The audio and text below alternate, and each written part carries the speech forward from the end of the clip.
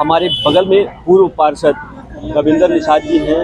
इनके घर की सील प्रशासन ने किया है। क्या कुछ मामला है, हम इनसे जानेंगे। आखिर इतनी प्रताड़ना आपको क्यों सहनी पड़ गई? बहुत बहुत धन्यवाद आप लोग को। मैं रविंद्र निषाद, एडवोकेट, राष्ट्रीय अध्यक्ष निषाद आर्मी संगठन बना करके हम लोग समाज सेवा करते हैं। और 2012 में मैं निर्दलीय चुनाव यहाँ पे जीता था। 2012 में पार्षद हुआ था। उसी समय से हम लोगों के खिलाफ षड्यंत्र करके, चूँकि निर्दल पार्षद था, षड्यंत्र करके शासन सत्ता का दबाव बना करके 2017 में एक यहीं यहाँ पे मंदिर विश्वकर्मा भगवान और पंचमुखी हनुमान जी और शनि भगवान का मैं मंदिर बनवाया। पूरे मोहल्ले के लोगों को लेकर के, सारे मोहल्ले के लोग उसमें इन्वॉल्व थे।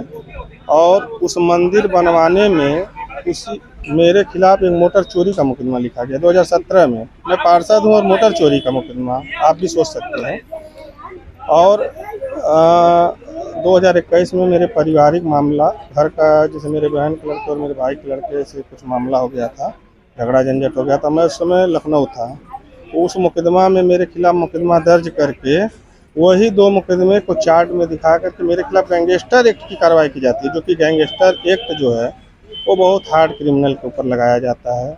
जैसे कि हत्या, लूट, डकैती या फिर बहुत बड़ा इसमें का कारोबारी हो, तो अपराध ज़्यादा हो, उस तरह का। हम लोग 2012 से पार्षद थे और संगठन बना करके अपना काम कर रहे हैं, समाज सेवा कर रहे हैं। तो उसको गैंगस्टर एक्ट की कार्रवाई करके 5 तारीख को निषाद राज जयंती थी, मैं जयंती मनाने वाला था। तो 4 तारीख को शाम को आकर के मैं कचहरी में विधि व्यवसाय कर रहा था। मेरे परिवार को, बीवी बच्चों को घर से बाहर निकाल करके, ढकेल करके उनको बाहर कर दिया गया और मेरे घर में ज़बरदस्ती ताला मार दिया गया और मुझको कोई सूचना नहीं दी गई थी। आखिर ऐसा क्यों? ये सब क्या राजनीतिक साजिश? बिल्कुल बिल्कुल, मेरे साथ क्या आपके बढ़ते हुए कद को देखते हुए राजनीति? जी।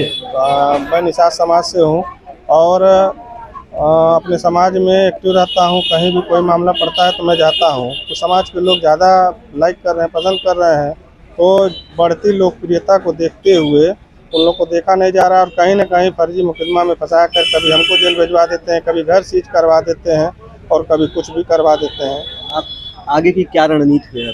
अब आगे की रणनीति यही है कि मैं माननीय मुख्यमंत्री जी से और यहाँ के आला अधिकारियों से, डीएम और एसएसपी महोदय से यही कहना चाहता हूँ कि कम से कम जो भी मुकदमा है उसका मेरा जांच तो एक बार करवा लिया जाए। क्यों मेरी सुनवाई आखिर क्यों नहीं होती? चूँकि मैं निषाद हूँ, अभी अन्य किसी का रहता तो तत्काल सुनवाई कर लेते हैं। अरे भाई, निषाद तो इसमें मंत्री जी हैं भी हैं और मंत्री पद पे हैं, उनके लड़के विधायक हैं और पूर्व सांसद भी उनके लड़के। निषाद तो इसमें ज़्यादा है सरकार में, फिर ऐसा आपके साथ वह लोग जो शासन सत्ता में गलत सही भी हो रहा है तो उनका वह लोग समर्थन कर रहे हैं, हम लोग विरोध कर रहे हैं। जहाँ गलत होता है हम लोग गलत कहेंगे, चाहे हम लोग के खिलाफ कोई कार्रवाई हो।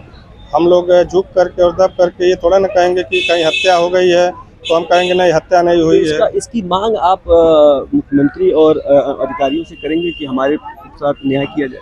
हाँ बिल्कुल, मैं इसीलिए प्रेस कॉन्फ्रेंस किया हूँ कि भाई हमारा अगर प्रशासन नहीं सुन रहा है, डीएम और एसएसपी महोदय मेरी नहीं सुन रहे हैं, तो माननीय मुख्यमंत्री जी सुने और डीएम और एसएसपी महोदय को एक आदेशित करें कि कम से कम वो जांच तो करवा लें कि क्या मामला है। जांच करके कोई कार्रवाई होनी चाहिए। अच्छा बताइए, इतनी बड़ी कार्रवाई, गैंगस्टर एक्ट की बहुत बड़ी कार्रवाई होती है, तो हम पार्षद हैं, हम मोटर चोरी करेंगे? मोटर चोरी के मुकदमे में और मेरे पारिवारिक मुकदमे में गैंगस्टर एक्ट की कार्रवाई, यह विचारणीय बिंदु है।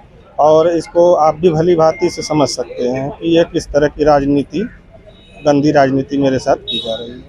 2012 के बाद पार्षद होने के बाद लोकप्रियता बढ़ी और लोकप्रियता बढ़ते ही जो राजनीतिक इनके देश रखते हैं वो कहीं ना कहीं सक्रिय हुए और आज इनके ऊपर कोई भी मुकदमा, यानी एक नामिनल मुकदमा होने पर भी गैंगस्टर एक्ट की कार्रवाई होती है। साथ ही साथ इनके घर को सीज कर दिया जाता है, पूरे परिवार को बाहर निकाल दिया जाता है।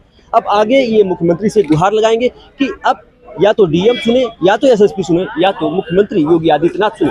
अब देखने वाली बात होगी कितना न्याय इस निषाद रविंद्र निषाद जी को, और पूर्व पार्षद भी रहे, एक जनप्रतिनिधि भी है, इनको न्याय मिल पाता है। हिंदी लाइव के लिए सतीश शुक्ला, गोरखपुर।